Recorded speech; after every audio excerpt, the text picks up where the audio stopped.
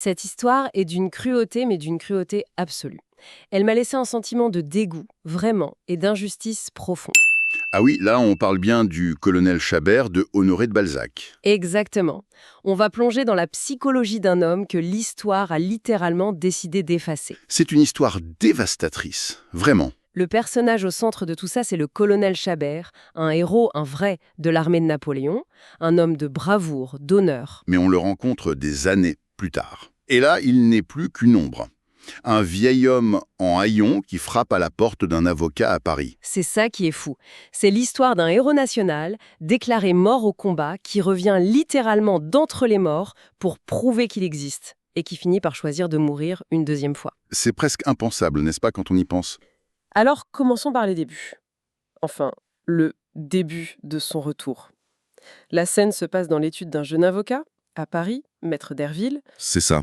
C'est un endroit très affairé, plein de jeunes clercs qui courent partout. Et au milieu de ce chaos, ce vieil homme entre. Personne ne le calcule.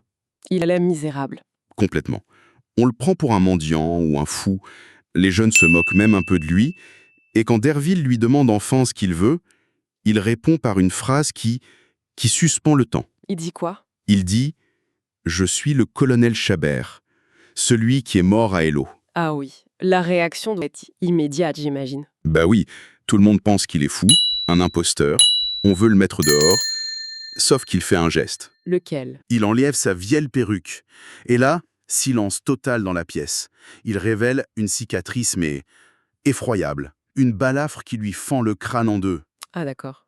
Ce n'est pas une simple blessure, c'est la preuve d'une mort à laquelle il a survécu. Le doute s'installe. C'est impossible, et pourtant. Et c'est là qu'il raconte son histoire. L'horreur absolue. Oui, la bataille des Îlots, en 1807. Une charge de cavalerie héroïque, il est blessé, laissé pour mort, et jeté dans une fosse commune, Enterré vivant. enterré vivant, sous un tas de cadavres. Il décrit l'horreur de se réveiller dans ce tombeau. C'est d'une brutalité. C'est inimaginable. Il arrive à s'en sortir, il est sauvé par des paysans, mais il est amnésique pendant des mois. Et quand la mémoire lui revient, c'est le début d'un autre calvaire. 10 ans. 10 ans. Une errance à travers l'Europe pour essayer de prouver qui il est. Partout, on le traite de fou, de vagabond. On l'emprisonne, il n'a aucun papier, rien. Son identité n'est plus qu'une histoire que personne ne veut croire. On s'imagine qu'en revenant enfin à Paris, le cauchemar est terminé. Mais en fait, c'est là que le vrai combat commence. Absolument. Parce que le Paris qu'il retrouve, ce n'est plus le sien. Ce qui est fascinant, c'est que Chabert, il n'est pas seulement en décalage dans le temps. Il est en décalage de saveur, de valeur. Il incarne un monde qui n'existe plus. C'est-à-dire? C'est un pur produit de l'Empire de Napoléon, un monde fondé sur le mérite militaire, la bravoure, l'honneur, la loyauté à l'empereur. Des valeurs de soldats. Exactement. Mais 10 ans plus tard, Napoléon est tombé. C'est la Restauration, la monarchie est revenue.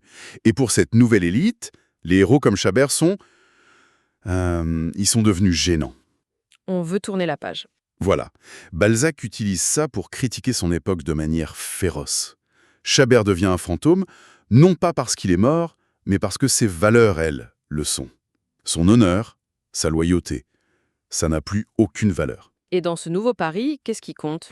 2 choses, l'argent et le rang social. Surtout l'argent hérité et le calcul cynique. Chabert est une relique. Et le plus dur pour lui, ce n'est même pas la société en général. C'est une personne en particulier. Sa femme. Ah, sa femme. C'est là que le drame devient intime et encore plus cruel. Qu'est-ce qu'elle est devenue? Il avait épousé une certaine Rose Chapoteau, une femme de petite vertu, comme on disait, qu'il avait sortie de la misère, couverte d'or, de titres. Pendant son absence, elle a été déclarée veuve du richissime colonel Chabert. Et elle a touché l'héritage, j'imagine. L'immense héritage.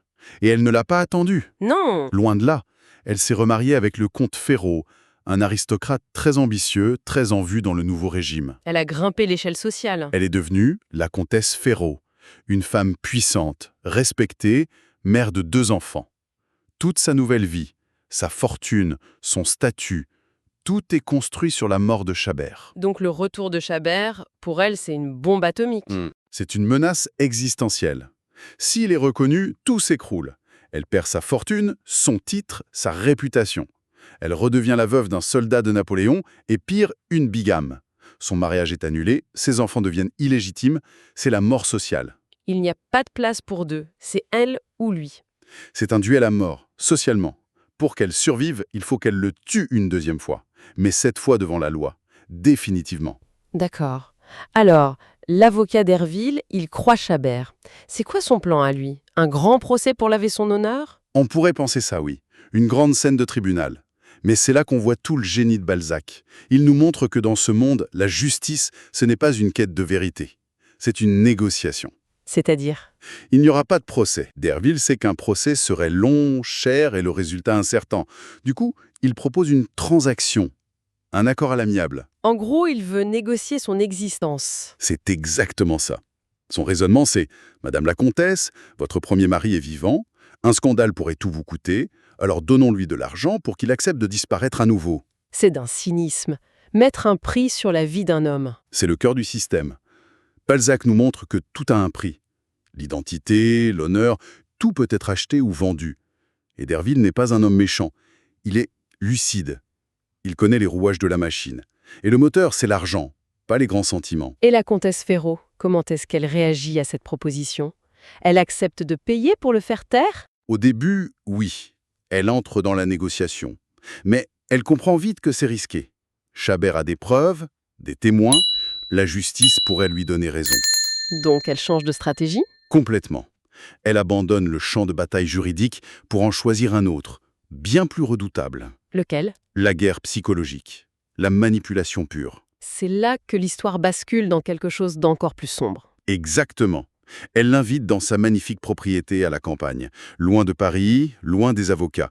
Et là, c'est une scène de théâtre incroyable. Elle joue un rôle? La femme d'affaires froide et calculatrice disparaît. Elle se montre douce, prévenante, presque fragile. C'est une comédie? Jouée à la perfection, Balzac décrit ça avec un génie terrible. Elle lui prend le bras comme autrefois, elle lui parle de leur passé, elle révèle délibérément chez ce soldat brisé les sentiments qu'il avait pour elle. C'est une opération de séduction? C'est bien plus que ça. C'est une opération de destruction. Son but n'est plus de gagner en justice. Son but, c'est qu'il renonce à lui-même, de son plein gré. Attendez, mais qu'est-ce qu'elle lui demande concrètement? Le sacrifice suprême. Elle retourne ses propres valeurs contre lui. Chabert est un homme d'honneur, le sens du sacrifice est en lui. Elle utilise ça. Elle lui dit, en substance, « Tu m'as tant aimé. Vois mon bonheur, vois mes enfants. Un homme aussi grand que toi ne détruirait jamais ça. Ne sois plus mon mari, sois un père pour moi. Le plus grand amour que tu puisses me donner, c'est de disparaître. Sacrifie-toi pour mon bonheur. » Elle lui demande de choisir de rester mort pour qu'elle puisse vivre. C'est une perversité absolue. C'est ce que Balzac appelle l'anéantir socialement, le tuer une deuxième fois mais avec son propre consentement, faire de lui le complice de sa propre disparition. Et cet homme, qui a survécu à une fosse commune, à 10 ans d'humiliation, est-ce que ce piège fonctionne sur lui? Complètement. Il est anéanti.